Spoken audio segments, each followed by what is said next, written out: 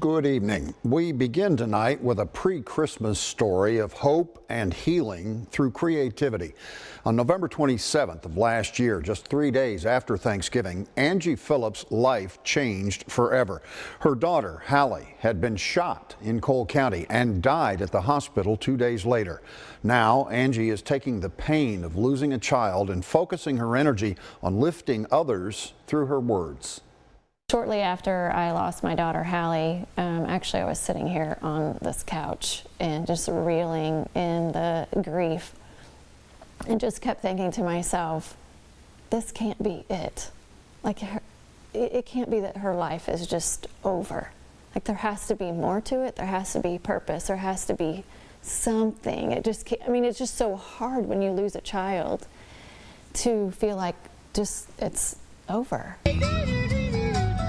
You've got to kiss an angel good morning. Hallie Phillips was just 20 years old when she died from what her family calls gun negligence.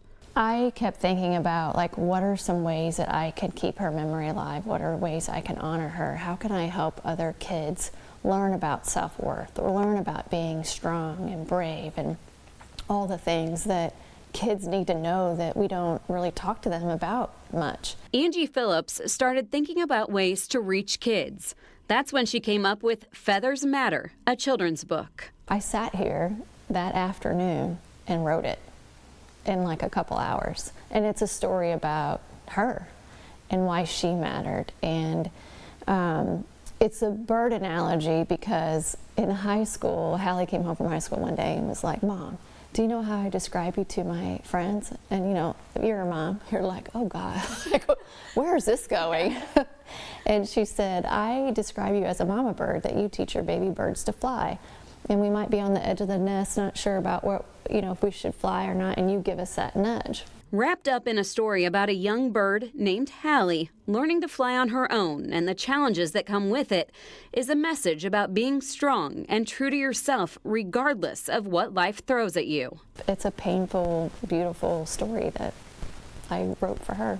Throughout the book, there are Easter eggs, little nods to Hallie and the people and animals who have impacted her life. One page shows birds lined up on both sides of the phoenix, who Hallie ultimately becomes.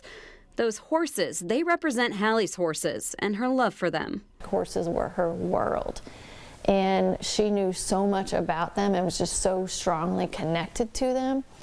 And she was just kind of like, this is who I am. This page represents Hallie's honor walk. It was probably the most beautiful, painful moment I've ever experienced in my life. And they basically line the hallways of hospital staff and friends and family as you walk her to the final place where you say goodbye. And I don't even know how we walked. I mean, people were almost, I felt like, holding us up.